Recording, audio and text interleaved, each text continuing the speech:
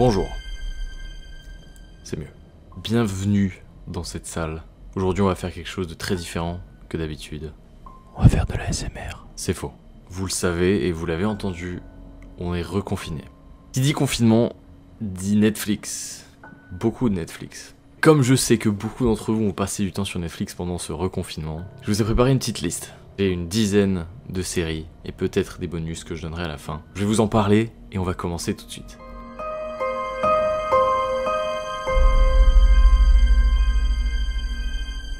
En premier, on a une série russe qui est sortie super récemment.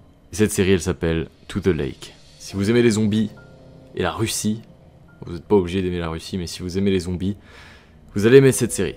Petit problème d'audio, alors je vais vous l'expliquer comme ça.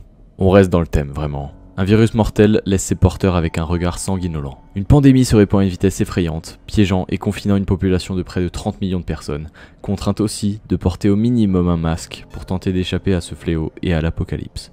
Apocalypse qui ne tarde d'ailleurs pas à s'abattre alors que se multiplient les pillages et les extractions dans une ville toujours proie au chaos. Comme dans chaque série de zombies, les autorités sont dépassées.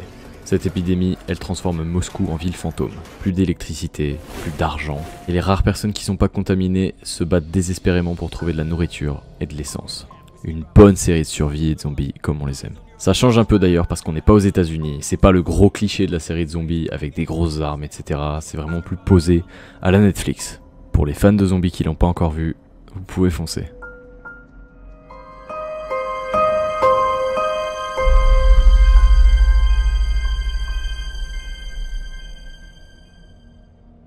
Ensuite, on change de registre, on rentre vraiment dans l'horreur. C'est deux séries que je vais mettre dans une seule. C'est The Haunting of Hill House et Bly Manor.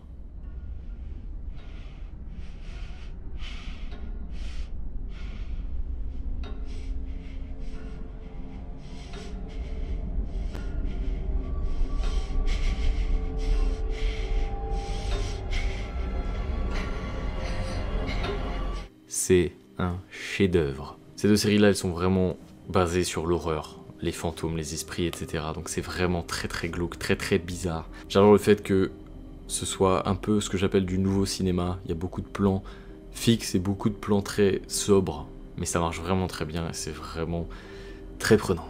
C'est encore une série américaine et il y en a beaucoup.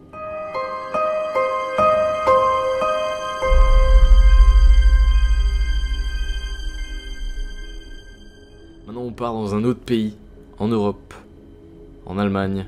C'est plus vraiment un truc d'horreur, je vous ai dit que c'était pas tout de l'horreur non plus. Une série de voyages temporels, et non je ne parle pas d'Odium, je parle bien de Dark, cette série allemande. Une des meilleures séries pour moi qui est sortie dans les 10 dernières années. On parle vraiment d'un vrai chef-d'œuvre pour le coup. Ça reste assez glauque donc c'est pour ça que je l'ai mis dans cette petite liste. Si vous aimez les histoires de voyages temporels, les trucs glauques et fades, allez voir Dark, c'est incroyable.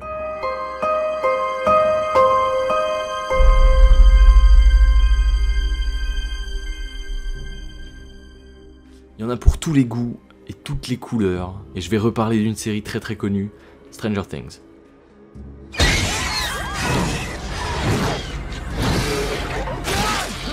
On a déjà parlé dans d'autres vidéos, mais c'est une de mes séries préférées aussi.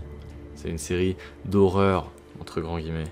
Dans les années 80, je pense pas avoir besoin de vous faire tout le pitch, je pense que vous connaissez si c'est pas le cas. Pareil, c'est sur Netflix, allez voir, mais Stranger Things, il y a tout ce que j'aime là-dedans. Le truc rétro, les trucs qui font peur, c'est fou.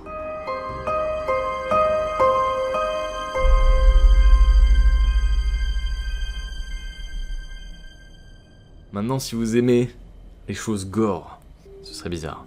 Si vous aimez les séries et les films un peu gore, genre Scream, etc., vous allez kiffer aussi. Slasher. Slasher, c'est une série où il y a 3 saisons qui sont des histoires totalement différentes, dans des contextes totalement différents, à des époques totalement différentes, donc ça n'a absolument rien à voir.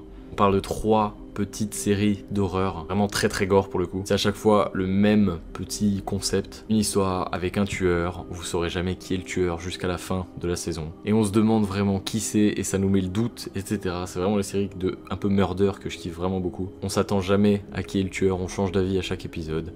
C'est très gore, vraiment très gore. Pour Halloween, c'est la bonne série à regarder.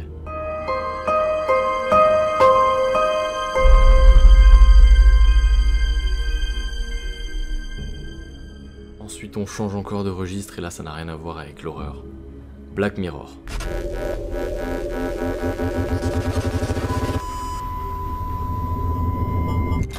J'ai mis Black Mirror dans ce classement parce que Black Mirror c'est probablement ma série préférée. Black Mirror qui a inspiré certains de mes projets, qui vous retourne aussi le cerveau complètement. Je recommande vraiment Black Mirror, allez voir Black Mirror. Black Mirror. Black Mirror.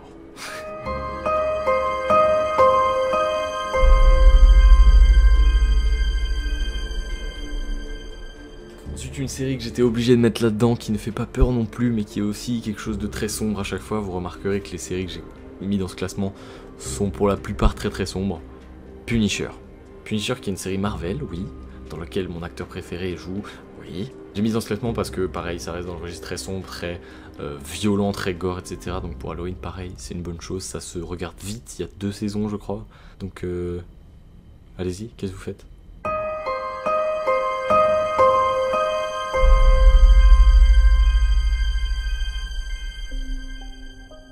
Et ensuite, une série n'est pas des moindres, The Witcher.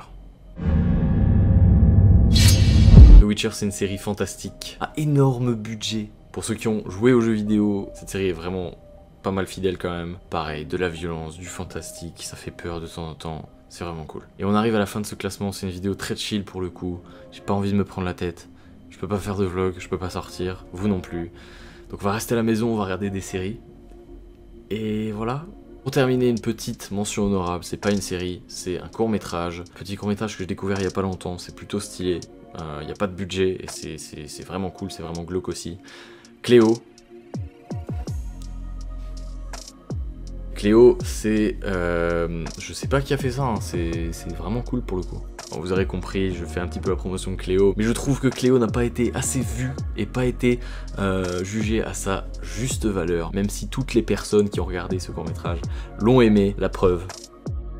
Je trouve que beaucoup plus de gens devraient regarder Cléo et je vous invite maintenant, si vous l'avez pas vu, à aller le voir, et si vous l'avez vu, à le partager à des gens qui peut-être, eux, ne l'ont pas vu. Courage à ceux qui sont en télétravail ou qui continuent d'aller travailler, ou ceux qui continuent à aller au lycée, etc., ou à l'école, ou peu importe.